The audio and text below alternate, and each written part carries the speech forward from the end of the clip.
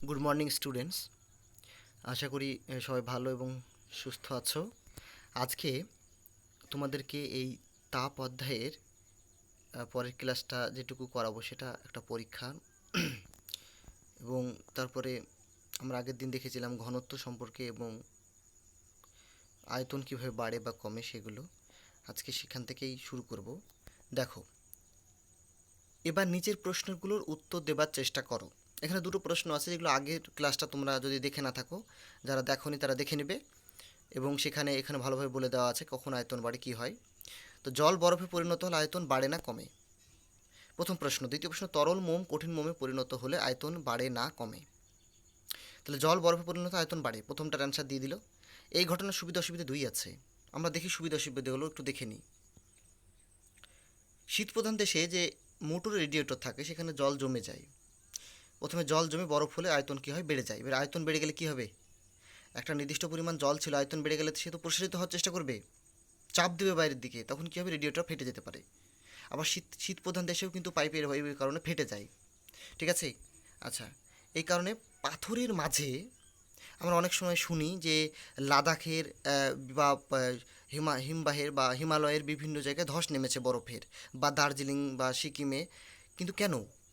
তার কারণ হলো ওই পাথরের ফাঁকে, যে পাহাড়, যে বড় বড় পাহাড়, তার পাথরের ফাঁকে ফাঁকে জল জমে থাকে এবং তাপমাত্রা যখন হিমাঙ্কের নিচে নেমে যায় তখন সে বরফে পরিণত হয়। আর তখন বরফে পরিণত হলে কি হবে? প্রসারিত হতে চাইবে, আর প্রসারিত হতে চাইলেই পাথর হয়ে যাবে, ভেঙে যাবে। আর পাথর ভেঙে গেলেই কিন্তু বরফের ধস নামবে, তাতে আমাদের অনেক মানুষ মারা যায়, অনেক সৈন্য মারা যায়। হ্যাঁ, ঠিক আছে? তো এই কারণে ধসটা নামে। আচ্ছা, আবার আবার বরফের ঘনত্ব জলের তুলনায় কম। কমের জন্য কি হয়? কমের জন্য তো দেখতে পাও যে জলগুলো, বরফ কিন্তু জলের উপর ভাসে, ভাসে না? আবার বরফের তলায় তো জল থাকে শীতপ্রধান দেশে, বিশেষ করে সেই বরফের তলায় জল থাকে, সেই জলে কিন্তু মাছেরা দিব্যি বেঁচে থাকে। ঠিক আছে? আবার দেখো, কোনো কোনো তরল কঠিন কঠিনে পরিণত হলে আয়তন বেড়ে যায়, অর্থাৎ ঘনত্ব কমে যায়। আয়তন বেড়ে গেলে ঘনত্ব কমে যাবে, সেটা কিভাবে আগের ক্লাসে আমি সুন্দর করে বলেছি। হ্যাঁ, তোমরা যদি না দেখে থাকো তো ব্যাপারটা দেখে নিও, আর ঘনত্ব কী জিনিস সেটাও বলে দিয়েছি আমি। হ্যাঁ, আচ্ছা, এইরকম আরও কয়েকটি পদার্থ হলো ঢালাই লোহা, পিতল। কী হয় এদের? এরা কঠিনে পরিণত হলে এদের আয়তন বেড়ে যায়। আচ্ছা, বাড়িতে বিভিন্ন তোমাদের ধাতু তৈরির জিনিস আছে, বিভিন্ন এইরকম জিনিস দেখবা। এইরকম এইরকম বলতে গেলে অনেক ধাতু দিয়ে তৈরি বিভিন্ন মূল্যবান জিনিস তোমাদের বাড়িতে হয়তো অনেকের বাড়িতে আছে কম বেশি। সেগুলো কি কি ধাতু দিয়ে তৈরি সেগুলো বড়দের কাছে জানবে বা নিজেরা যাচাই করে দেখবে। ঠিক আছে? আচ্ছা, এবার দেখা যাক কোনো পদার্থের গলনাঙ্ক কীভাবে বদলায়। দেখো, গলনাঙ্ক কী জিনিস তা কিন্তু আমি আগের দিন বলেছি। গলনাঙ্ক কী? যে নির্দিষ্ট তাপমাত্রায় বরফ গলতে শুরু করবে বা যে কোনো কঠিন পদার্থ তরল গলতে শুরু করবে তাকে গলনাঙ্ক বলা হয়, তাই তো? ঠিক আছে, এবার দুটো বরফের টুকরোকে একসঙ্গে চেপে ধরে রাখলে জোড়া লেগে যায়, কিন্তু কেন? যখন তুমি দুটো বরফকে চেপে ধরবে, তখন কি হবে? সেই দুটো বরফের সংযোগ স্থলে তার কি হয়? চাপটা বেড়ে যায়। তার ফলে কি হবে? চাপ বেড়ে গেলে কিছু পরিমাণ জল হয়ে যাবে, কিছু পরিমাণ গলে যাবে। কিন্তু তারপর যখন আবার তুমি তোমার হাতটা সরে ফেলবা তখন ওখানে চাপ অটোমেটিক কমে যাবে। আর ওই চাপ কমে যাওয়ার ফলে কি হবে? ওখানকার তাপমাত্রা অটোমেটিক কমে যাবে, দিয়ে সেখানে বরফ দুটো আবার জোড়া লেগে যাবে। মানে এটা নয় যে তুমি বরফ দুটোকে চেপে ধরলেই বরফগুলো গলবে না, একটু গলবে তারপর আবার জোড়া লেগে যাবে। ঠিক আছে? পুরোপুরিটাই যে জোড়া লেগে যাবে তা কিন্তু না। ঠিক আছে? তাহলে এখানে দেখা যাবে যে ওটা চাপের উপর প্রভাব বিস্তার করছে। গলনাঙ্ক কিসের উপর নির্ভর করছে? চাপের উপরে। চাপ বাড়ালে কি হয়? কম উষ্ণতাতেও কঠিন পদার্থ গলে যাবে। বিশেষ করে বরফের কথা বলা হয়েছে এখানে, বরফটা গলে যাবে। ঠিক আছে? আবার চাপ কমালে কিন্তু আবার আগের অবস্থায় চলে আসবে, মানে বরফ দুটো জোড়া লেগে যাবে, দিয়ে একটা একক একক বরফ তৈরি হবে। ঠিক আছে? আচ্ছা, দেখো, যদি কোনো পদার্থের গলনাঙ্ক ৭৬ সেমি পারদস্তম্ভের চাপের সমান হয়। ৭৬ সেমি পারদস্তম্ভের চাপ মানে কি? তোমরা অনেকেই জানো, অনেকেই ব্যাপারটা জানো না, আমি একটু ক্লিয়ার করে দিই। ৭৬ সেমি পারদস্তম্ভের চাপ মানে একটা আমাদের পারদ থার্মোমিটারে যেটাতে বায়ুমণ্ডলের চাপ মাপা হয়, সেই পারদ থার্মোমিটারের গায়ে ১ সেমি ২ সেমি করে অঙ্কন করা থাকে। সেই ৭৬ সেমি পর্যন্ত যদি বায়ুস্তম্ভ উঠে যায়, পারদস্তম্ভ উঠে যায়, সরি, পারদস্তম্ভ যদি উঠে যায় তখন তাকে বলা হয় ৭৬ সেমি পারদস্তম্ভের চাপ। আর এই চাপটা হলো একক বায়ুমণ্ডলীয় চাপ। এই চাপের পদার্থটি হলো গলনাঙ্ক। ঠিক আছে? এটা হলো স্বাভাবিক গলনাঙ্ক। কেন স্বাভাবিক? কেন এটা এটাতেই আমাদের যে এখন এখন যেটা তুমি দেখছো বায়ুমণ্ডলের চাপ কত, এটা একটা স্বাভাবিক চাপ যে এখন এই যে কোনো মুহূর্তেই আমাদের ভূপৃষ্ঠের উপরে, তুমি যদি ভূপৃষ্ঠের উপরে পাহাড়ে যাও তখন আবার 76 নাও থাকতে পারে, কমে যেতে পারে বা বেড়ে যেতে পারে। তুমি যদি সমুদ্রের নিচে যাও তাহলে সেখানে কমে যেতে পারে বা বেড়ে যেতে পারে। কিন্তু স্বাভাবিকভাবে আমরা যেখানে আছি বসবাস করছি সেগুলো কিন্তু 76 পারদ স্তম্ভের চাপ শো করে বা দেখায়, ঠিক আছে। আচ্ছা, গলনাঙ্ক যেহেতু আমাদের চাপের উপর ডিপেন্ড করছে, তাহলে হিমাঙ্ক কিন্তু ঠিক এইভাবেই চাপের উপরই নির্ভর করবে, ঠিক আছে। বরফের উপরে এক বায়ুমণ্ডলীয় চাপের সমান পরিমাণ চাপ বাড়ালে বরফের গলনাঙ্ক প্রায়, এই কোশ্চেনটা খুব ইম্পর্টেন্ট, দেখে নাও। বরফের উপরে এক বায়ুমণ্ডলীয় চাপ বাড়ালে বরফের গলনাঙ্ক প্রায় 0.007 ডিগ্রি সেলসিয়াস কমে যায়। আরেকবার দেখো যে বরফের উপরে এক বায়ুমণ্ডলীয় চাপে সমান পরিমাণ চাপ বাড়ালে, এক বায়ুমণ্ডল চাপের সমান পরিমাণ চাপ বাড়ালে বরফের গলনাঙ্ক প্রায় 0.0007 ডিগ্রি সেলসিয়াস কমে যায়। বোঝা গেল? আচ্ছা, তাহলে গলনের সময় সীসা, অ্যালুমিনিয়াম ইত্যাদি পদার্থের আয়তন বাড়ে, এদের ক্ষেত্রে চাপ বাড়ে গলনাঙ্ক বেড়ে যায়, অর্থাৎ ওরা আগের চেয়ে বেশি উষ্ণতায় গলে যাবে। মোম প্রসারিত হয়, গলনের সময় কী হয়? মোম প্রসারিত হয়, ঠিক আছে। তার মানে মোম, আগে একটা প্রশ্ন ছিল আমাদের যে গলনের সময় মোম তরল মোম কঠিনে পরিণত হলে বাড়বে না কমবে। দেখো গলনের সময় মানে কি, কঠিন প্রসারিত হলে তরল, কঠিন যদি কঠিন মোম প্রসারিত হয়, কঠিন গলনের সময় একটা কঠিন জিনিস মানে মোম, কঠিন গরম মোম, সেটা গলনের পর সেটা প্রসারিত হচ্ছে, মানে কি আয়তন বেড়ে যাচ্ছে। তার মানে কঠিন থেকে আবার তরল থেকে কঠিনে গেলে আয়তন কমে যাবে, ওকে। চাপ বাড়ালে গলন প্রক্রিয়া বাধা পায়, তাই গলনাঙ্ক বেড়ে যায়। একে বায়ুমণ্ডলীয় চাপের সমান পরিমাণ চাপ বাড়ালে মোমের গলনাঙ্ক প্রায় 0.004 ডিগ্রি সেলসিয়াস বেড়ে যায়, ওকে। বৈদ্যুতিক লাইনের ব্যাপারটা আমরা দেখি একটু, এটা কিন্তু খুব ইম্পর্টেন্ট, এখন থেকে জেনে থাকা ভালো, তাহলে তোমাদের কারেন্ট ইলেকট্রিসিটিতে যে তোমরা ক্লাস 9-এ গিয়ে তোমরা কারেন্টের সম্পর্কে পড়বা তখন অনেক ডিটেলসে থাকবে, তখন একটু অসুবিধা হবে না। এখন যদি এই ব্যাপারটা একটু বুঝো, এটা থেকেই এটাও আছে তোমাদের 9-এও আছে, 10-এও আছে, একটু একটু করে সব কিছুতেই কারেন্ট ইলেকট্রিসিটি আছে। তাহলে দেখো কী ব্যাপারটা, যে বৈদ্যুতিক লাইনে যে ফিউজ তার ব্যবহার করা হয় আসলে তার গলনাঙ্কটা খুব কম হয়। কেন কেন কম হয়? আসলে অনেক সময় কি হয়, আমাদের প্রবাহ মাত্রা কারেন্ট যেটা সেটা বেড়ে যায়, আর বেড়ে গেলে কি হবে, আমাদের তো খুব দামি দামি বাড়িতে ইনস্ট্রুমেন্ট আছে, দামি হোক বা হোক, ফ্যান, টিভি, ফ্রিজ, এসি, অনেক কিছু আছে, অনেকের বাড়িতেই খুব দামি দামি ইনস্ট্রুমেন্ট আছে, হ্যাঁ। এবং সেগুলো যদি নষ্ট হয়ে যায় এই কারণের জন্য, বেশি ভোল্টেজ আসার জন্য বা বেশি প্রবাহ মাত্রা আসার জন্য, তাহলে কি হবে, আমাদের অনেক টাকা ক্ষতি হয়ে যাবে বা অনেক ক্ষতি হয়ে যাবে। সেই কারণেই ফিউজ তার বলে একটা জিনিস সেট করা হয়, কি হয়, বেশি তার বেশি প্রবাহ মাত্রা আসলে সেটা গলে যাবে, তাহলে তার গলনাঙ্ক নিশ্চয়ই বেশি থাকা যাবে না, সেই কারণে তার গলনাঙ্ক হবে কম। আচ্ছা, এই ফিউজ তারটা আসলে কী দিয়ে তৈরি করা হয়? খুব ইম্পর্ট্যান্ট একটা প্রশ্ন, সমস্ত জায়গায় আসবে, হ্যাঁ।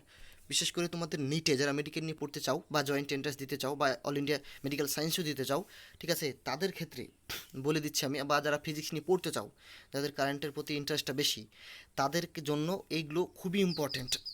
এই টপিকের যেটা আমি এখন বলছি, যে ফিউজ তার কী কী উপাদান দিয়ে তৈরি, সীসা এবং টিন, লেড এবং এশেন, পিবি এবং এশেন, সব কিছু মনে রাখবে ডিটেলসে, কোনো কিছু খামতি রাখা যাবে না, সমস্ত কিছু ডিটেলসে আমাদেরকে মনে রাখতে হবে, ঠিক আছে। তোমাদের কাছে একটা প্রশ্ন থাকবে, সবাই আমাকে ইউটিউবে কমেন্ট করে জানাবে যে লেডের পারমাণবিক ক্রমাঙ্ক এবং টিনের পারমাণবিক ক্রমাঙ্ক কত, ঠিক আছে। আচ্ছা, এবার দেখো, চলো এবার একটা পরীক্ষা করা যাক, এবার আমরা একটা পরীক্ষা করি। সে পরীক্ষাটা কি, যে দুটো পাত্রের মধ্যে একটাতে একই আকৃতির পাত্র, দুটোতে বরফ নেওয়া হলো, একটাতে কিন্তু কী দেওয়া হলো, একটু লবণ ছিটিয়ে দেওয়া হলো, আর মানে নুন ছিটিয়ে দেওয়া হলো, আর একটাতে কিছু দেওয়া হলো না। এবার দেখতে হবে কোনটার জলের পরিমাণ তাড়াতাড়ি উৎপন্ন হচ্ছে, মানে কোনটা গলে যাচ্ছে তাড়াতাড়ি, ঠিক আছে।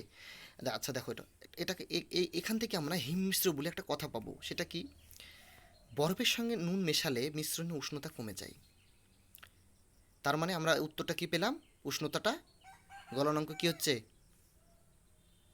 কমে যাচ্ছে।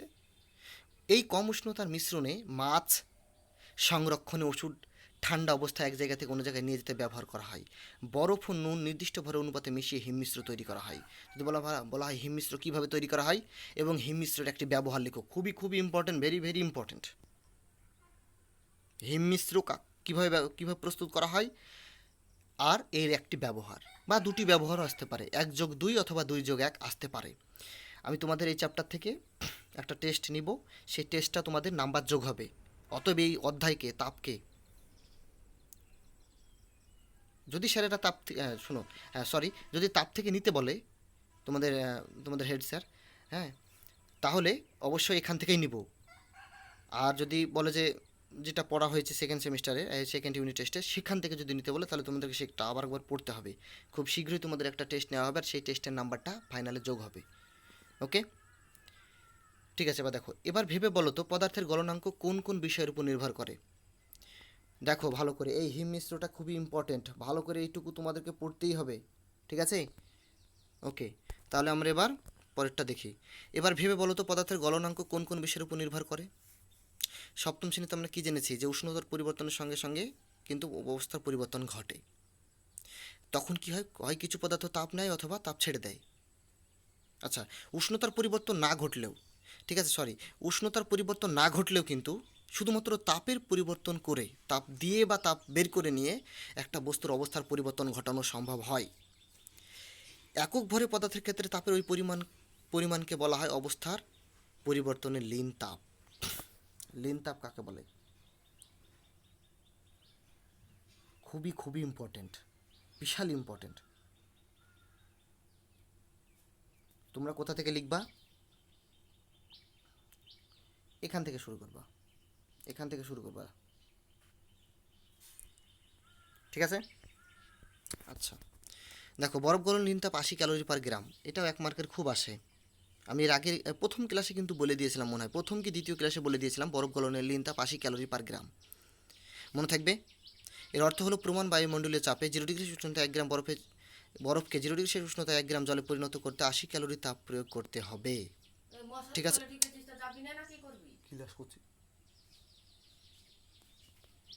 বরফের টুকরোর মধ্যে গর্ত করে, এবার দেখো যে বরফের টুকরোর মধ্যে গর্ত করে জল রাখলে ওই জল বরফ জমে বরফ হয় না কেন? ভালো প্রশ্ন একটা। বরফের টুকরোর মধ্যে গর্ত করে জল রাখলে ওই জল জমে বরফ হয় না কেন? তাহলে লীন তাপটা কি? তুমি 0 ডিগ্রি সেলসিয়াস উষ্ণতায় যদি জল থেকে 80 ক্যালোরি তাপ না তুলে নাও তাহলে সেই জল বরফে পরিণত হবে না। কত ক্যালোরি? 80 ক্যালোরি তাপ, বোঝা গেল? তাহলে এখন দেখি আমরা যে ঘটনাটা কি। দেখো, তুমি 0 ডিগ্রি সেলসিয়াস উষ্ণতায় একটা বরফের টুকরোর মধ্যে একটা গর্ত করে তুমি জল রেখে দিয়েছো। সেই জল থেকে 80 ক্যালোরি তাপ বরফ কিন্তু টেনে নিতে পারে, কিন্তু টেনে কী হবে? বরফ যখন ওই 80 ক্যালোরি তাপ নিয়ে নেবে তখন বরফ গলে জল হয়ে যাবে। তাহলে যে জলটাকে আমি বরফ করতে চাইছি সেটা তো হচ্ছে না, হলেও পরক্ষণে আবার সেখানে জল তৈরি হয়ে যাচ্ছে। তাই এই কারণের জন্যই ওই 80 ক্যালোরি তাপ জল থেকে বাইরে কোনোভাবেই, জল কখনো ছাড়তে পারবে না যতক্ষণ না আমরা বাইরে থেকে তাকে বের করে নেব কোনো যন্ত্রের মাধ্যমে, ঠিক আছে, বা শোষক যন্ত্রের মাধ্যমে যতক্ষণ না বের করে নিচ্ছি জল থেকে, ততক্ষণ ওই জল বরফে হওয়া সম্ভব না, ঠিক আছে। এখন প্রশ্ন হতে পারে, স্যার জল তো আমরা বরফের কাছে রাখছি, তাহলে বরফের কাছে তো বরফ টেনে নেবে। হ্যাঁ, টেনে তো নিবেই, বরফ 80 ক্যালোরি তাপ টেনে নেবে, ঠিক টেনে নেওয়ার পর ওই বরফটা আবার জলে পরিণত হয়ে যাবে। তার কারণ ওই জায়গাতে জল কখনোই কমবে না বা বাড়বে না, কারণ 80 ক্যালোরি তাপ বাইরে থেকে কখনোই আসছে না বা বের হচ্ছে না।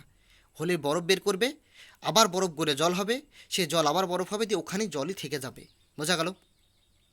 আচ্ছা,